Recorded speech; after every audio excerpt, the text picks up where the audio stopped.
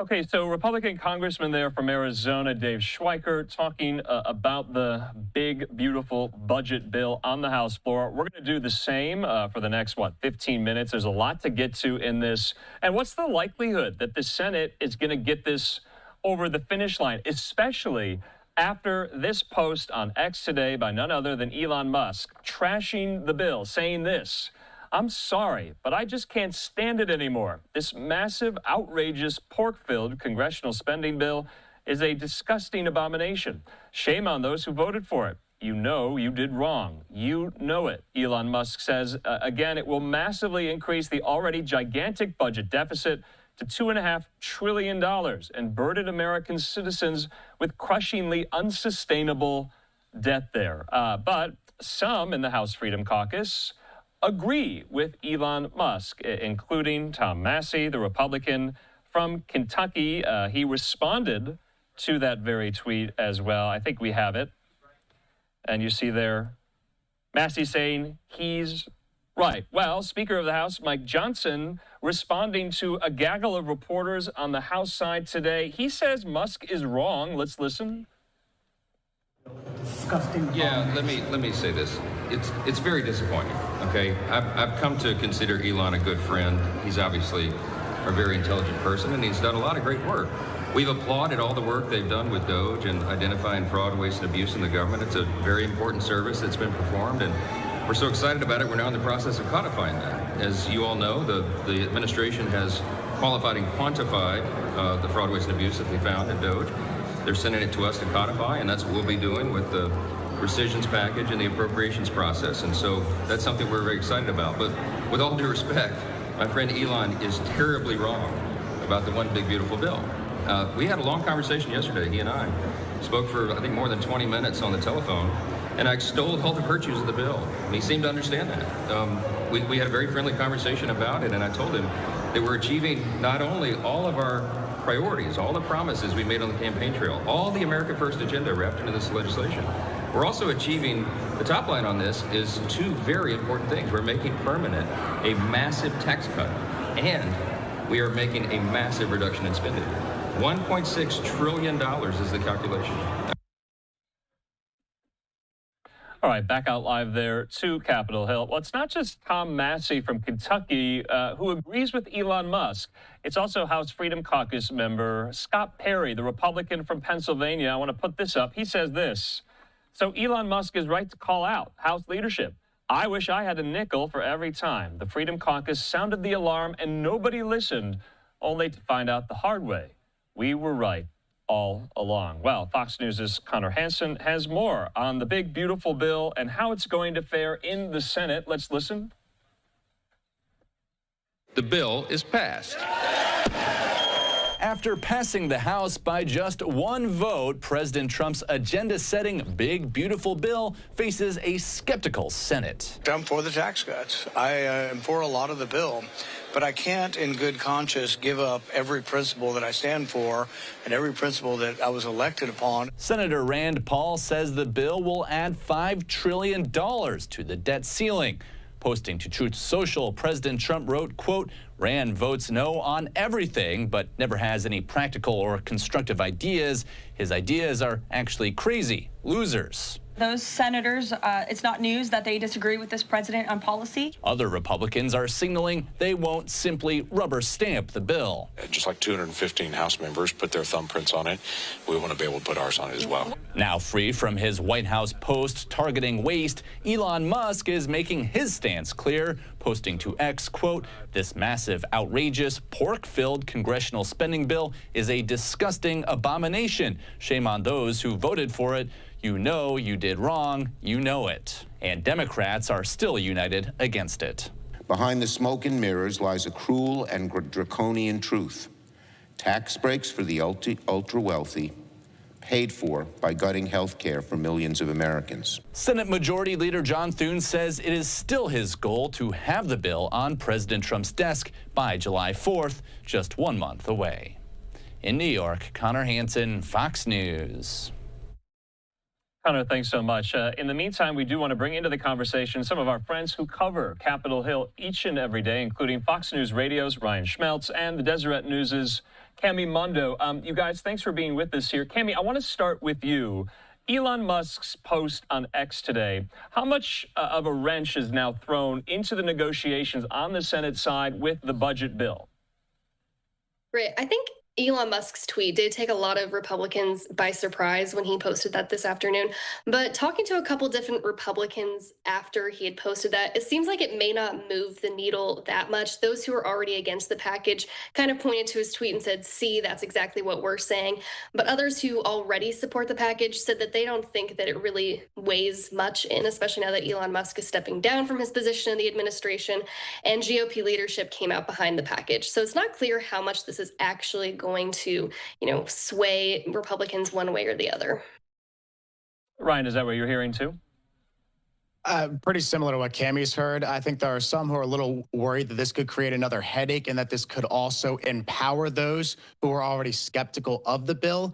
But something that one GOP source did point out is that the base is loyal to President Trump, not Elon Musk. And the one thing they also pointed out, too, is that this puts Democrats in a unique position because, according to this person, they no longer have their boogeyman, which is what Elon Musk has been ever since he joined the Trump administration. Now, in many ways, they're using Elon Musk's words to attack President Trump. So it's a very different dynamic.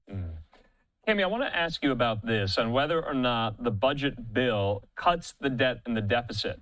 Elon Musk is saying, no, it doesn't. But Speaker Johnson says it does. White House Press Secretary Caroline Leavitt says it does. So does it or not? Right. And that's one of the interesting debates that's been going on up here on the Hill, because depending on who you talk to, some will say that at best it makes it deficit neutral. Some say it will cut away at the deficit. We're still waiting for final scores, from the budget office later this week to see what exactly the bill will do. But, even some like Senator Mike Lee has told me he thinks it's going to add, more to the deficit and it doesn't do enough to rein that in or reduce it. And so a lot of those numbers are unclear. You get different numbers depending on, which source you look at. And so I think that's something that we won't really know until we do get that official score, now that the full big, beautiful bill is, in fact, one product. Okay, Ryan, I want to put up this tweet here from the Office of Management and Budget with maybe some good news for Elon Musk. They say, today we sent the first rescissions package to Capitol Hill. This package contains billions in wasteful foreign aid and federal funding for NPR and PBS, and they cite in a thread there on X a litany of what they describe as waste, fraud, and abuse identified here. These are the DOGE cuts in action, right, Ryan? Yes, it is. And it's very different from the one big beautiful bill. And this is something Republicans have pointed out, is that the one big beautiful bill is not the only opportunity that they have to cut spending. There are going to be many opportunities to cut spending through this rescissions process. And where the rescissions process gives Republicans an advantage is that you only need a simple majority in both chambers, both the House and Senate, to pass a rescissions request that comes from the White House. Now, they have a 45-day clock when this is delivered. It has now been delivered, so they have 45 days to vote on this. But this has also created another headache for Republicans. That's because you have Congresswoman Anna Paulina Luna from Florida, who says that initially the plan was to vote on this first rescissions package this week. Now they're hearing that the vote is going to happen next week. So Luna is threatening to pretty much hold up any legislation on the House floor until they decide to vote on this thing. And she is saying that there are a number of other Republicans who agree with her on that. Okay. So if in fact that is true, then it's going to be very hard to pass legislation this week until they get this rescission package on the floor. Okay, Cami, rescission, that's a big word. Not many people know what it is. What is it? What does it mean? Right. So these are like all the funds that, DOGE has identified what you just said, the waste, fraud, and abuse, that it thinks that it should be cut from federal funding.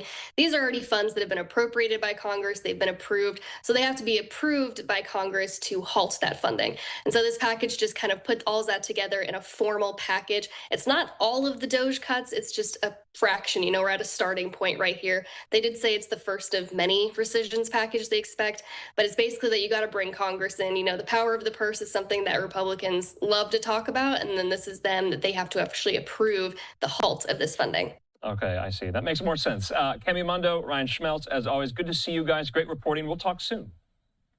Thanks, Andrew. Okay, in the meantime here, the director of the Office of Management and Budget, Russell Vought, he was speaking outside the White House today, taking questions from reporters on what we were all just discussing here. Let's listen. Hi. What's your reaction to the X message by Elon Musk? We think the bill is a very good one. We think it's very strong fiscally. Nothing's changed from our view of the world. We understand where he's coming from, but if you have an accurate baseline that treats taxes the same way it treats spending, this budget is $1.6 trillion in mandatory savings. It's the most historic amount of mandatory reforms that this town has ever seen. And certainly we haven't seen anything like it since the mid-1990s with welfare reform. And it's a $1.4 trillion improvement to deficits and debt. So, look, I don't think there's any way that you could possibly suggest that this is not a fiscally responsible bill.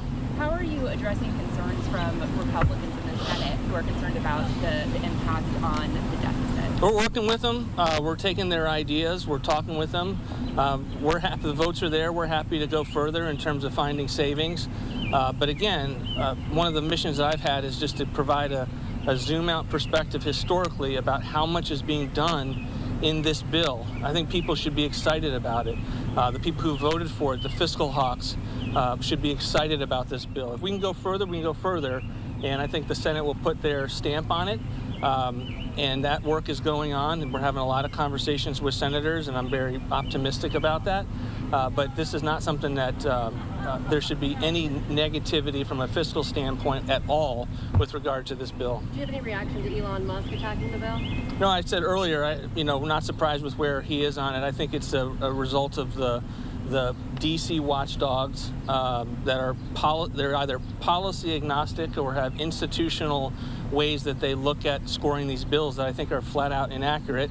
And as a result, we need to just continue to tell our story on it. What about Elon's threat here on social media to vote out members of Congress? I haven't seen any thread on Twitter. I'm sure I'll take a look at it, so I can't comment on it. Are you having, does his message, Elon Musk's message, make your pitch to Congress, to Republicans, harder? I think that it's important for us to get our message out. I think we're in the process of doing that. I think the facts are on our side. The reality of this is we have massive levels of savings in this bill, something we haven't seen in this town. Are we going to have to continue to have those conversations? We have not won the vote yet, but I'm fully confident that we will get there. And I think that this debate will help inform the American people, and I think it's one that will be entirely constructive at the end of the day. Some of these lawmakers are saying they're absolutely not going to change their mind. I mean, what are you doing? What are you saying to them to try and move the needle here? I think that we're hearing them out. We're hearing what is their particular issues. We're hearing their ideas. We'll be having meetings all this week, and I think we'll continue to make progress. Where are you willing to make some concessions? I don't think this is about concessions. I think if there's an ability to go further and have savings that don't upset the apple cart in the House, I think we're open to that. But they have a 3-seat majority in the House. The Senate is a tight majority as well. We've got to get people comfortable with what the House did in the Senate, while at the same time seeing what we could do more of. And I think these are all things that, I said this to the Speaker yesterday. I think the process that he ran in the House was an incredible one in hearing out his members. And at the end of the day, it wasn't that dramatic of a vote. I mean, they passed it. It's not like the vote was held open for a couple hours. It's because they had so many conversations beforehand to get to the place that they did. And I think the Senate's going to do that now. We're a part of that, and I think it's something that, I think by the end of this process, and hopefully by the start of July, we'll be in a good place. You talked about explain why to people who may say and not understand why you're not sending all of the Doge cuts up to Capitol Hill. Yeah, I've been pretty clear about it. I want to make sure that they pass. And why can't you send all of them and get all of them to pass? Because I want to make sure that you take the first tranche and see if it passes. The wider you do in terms of a package, the harder it is to pass. And if it doesn't pass, this is the real world, and we will lose flexibility that we have to use executive tools to find other ways to make the DOGE cuts permanent. How many rescission packages do you explain expect? that directly to Elon Musk? I mean, have you made this case to Elon directly? I'm explaining it to everyone. How many rescission packages do you expect? We will send up more if the president is on board with that, as we see evidence of Congress passing them. This is a first step in it. I think it'll be on the floor next week, according to what the speaker told me yesterday, and then from there we'll see where we are in the Senate. But again, we want to see it pass. I think it will pass, and then we'll go from there. You said you look at other ways. What are those other ways that you would seriously consider absent this moving forward? We have executive tools. We have the very Impoundment Control Act itself gives us the ability to send up rescissions at the end of the fiscal year. And if Congress does not act on it, that funding expires. So this has been used rare. Most people don't know about the process. We call it pocket rescissions. But again, it's one of the reasons why we are not putting all of our expectations in a typical rescissions process. And just to give you a sense, the president was the first person to dust off rescissions in his first term. We hadn't done it in 20 years. And we literally, just because we wanted to get the process moving again, we selected what we call unobligated balance funds. And the House passed it, the Senate did not. And so this is precarious, this is hard work, and we want to make sure it's successful. And we don't want to take our flexibility and our trade space off of the table that we have to be able to, from an executive standpoint, just not spend the money using particular different options. We don't want to lose any of our flexibility as a result of a failed vote in Congress. Can you comment on the nature of this negotiation? Together this particular round of rescissions in this first one you sent over to the Hill? We go through a process and we figure out what's ready to go. We have our own strategic view of what we want to send to the Hill and the kinds of things that we want to highlight. Can you comment on the nature of this negotiation? I mean, in the old days, if the White House was having trouble getting a bill passed on Capitol Hill, they'd throw in a couple of bridges in a couple of districts, and you'd use spending to get the bill over the line. Now, the fight is about the spending itself, right? So you can't really do that. So what do you offer these members if it's not spending in their districts? Well, I reject the premise that we're having a hard time getting the bill across Congress. I mean, the thing just passed the House. We've had about a week in between. It was a historically significant action by the House, and we're in the midst of very, very positive conversations with the Senate. So I think we're in a good place. I think that the Senate conference is very united, and I think I'm looking forward to what they're able to produce. How much are you looking for in total savings from this and multiple packages that will follow? What are we talking about? With the various avenues you have with rescissions. Like, how much money, and have you made that case to Rand Paul or Ron Johnson? We'll be, outlining our full picture in the days and weeks ahead. I mean, we have $160 billion that we put forward for fiscal year 26 as part of the budget that we sent up. That is, our look ahead to the next fiscal year about what these DOGE cuts would look like. And then we're in the process always of looking back into the current fiscal year.